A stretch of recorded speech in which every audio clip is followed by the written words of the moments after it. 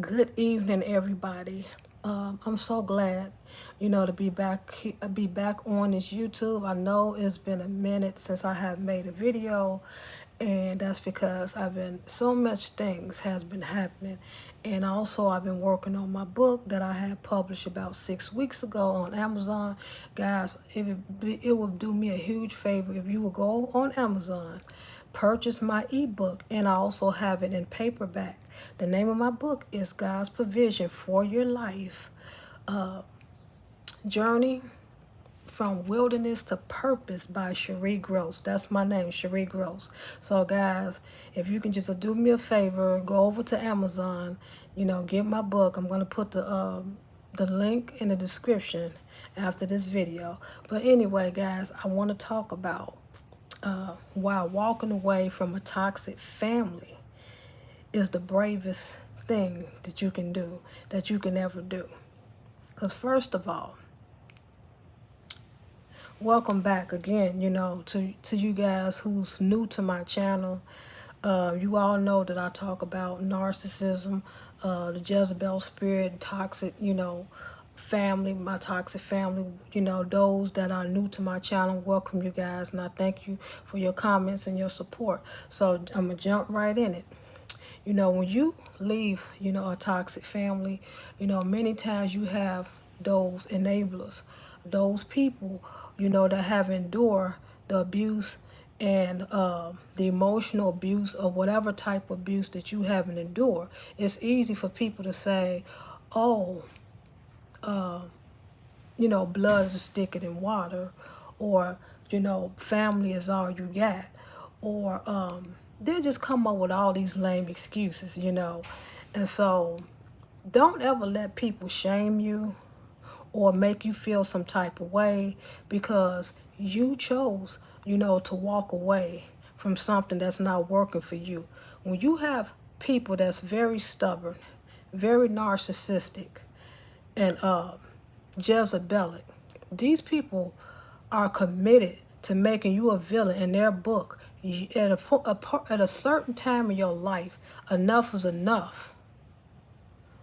And it's not because you don't love your family, anything like that. You love your family, but you have to love them from a distance.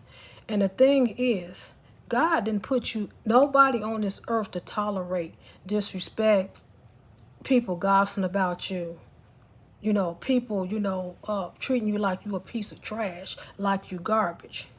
Because if you don't respect yourself, nobody else will.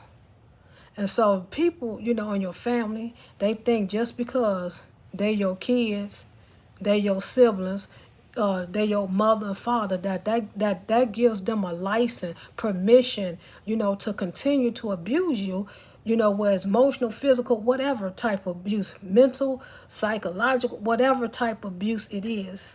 They think it's gives them a right.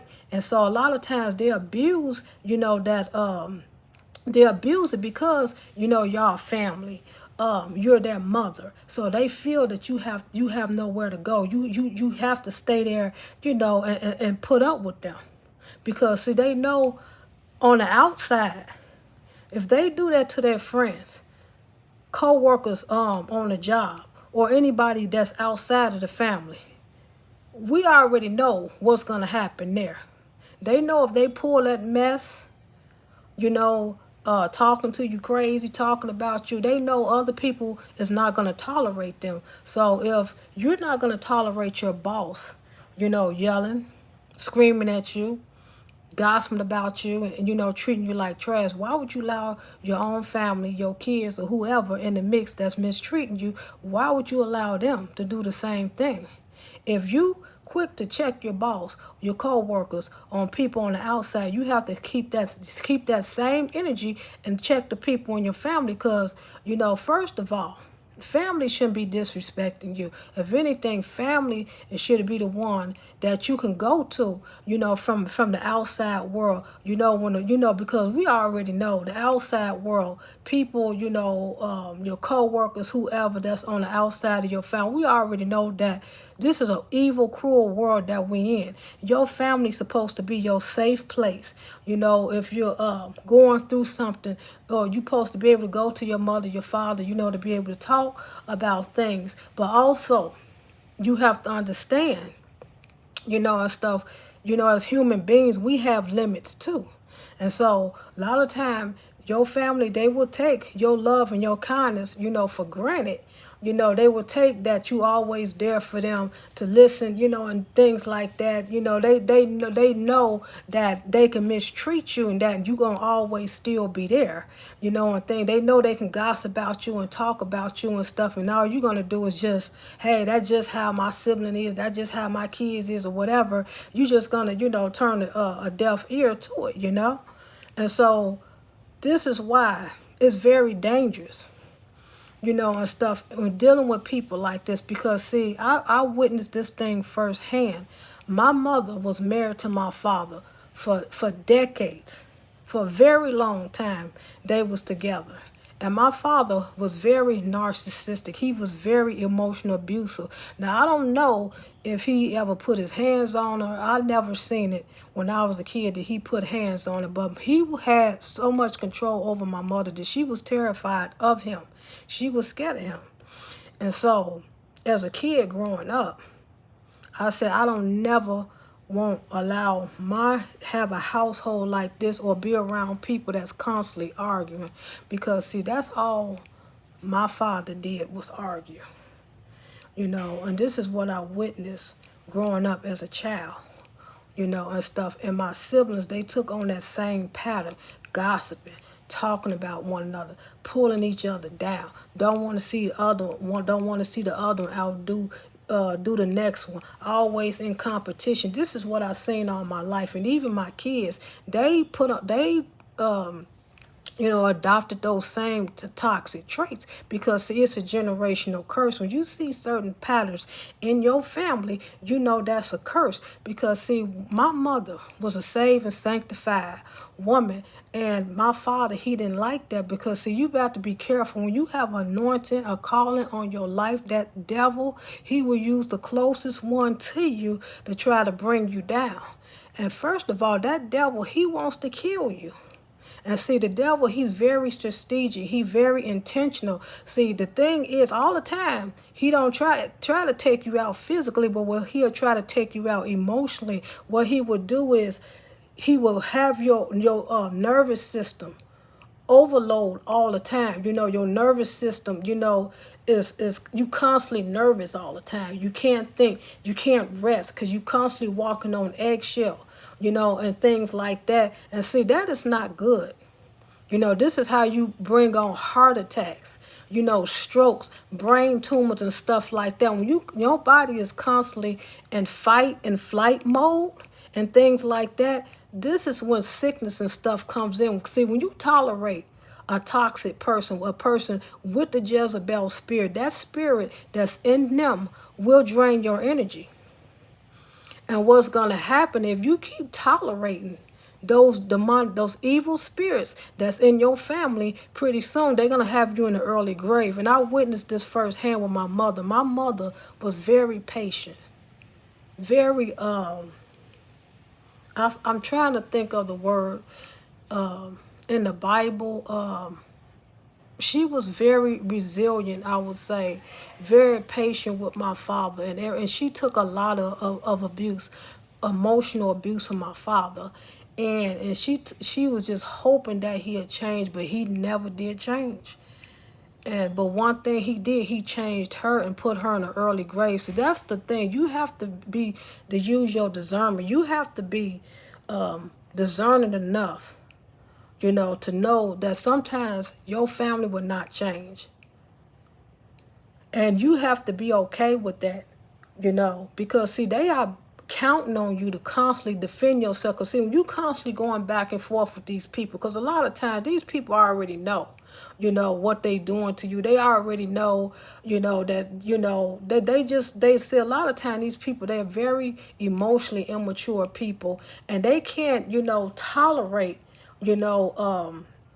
whatever trauma and stuff that they dealing with, because see, you know, the things that I've been dealing with is a lot of trauma, that's passed down, generational curses in my bloodline.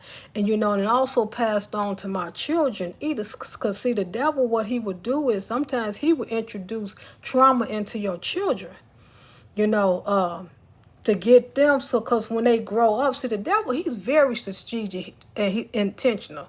See, he would get your kids to traumatize your children, so later on that they will you will have to deal with the fallout, deal with the depression, deal with the anxiety, and and all of the things that come with trauma and stuff. And when you're dealing with people, that's dealing with heavy trauma, it only, they become very narcissistic.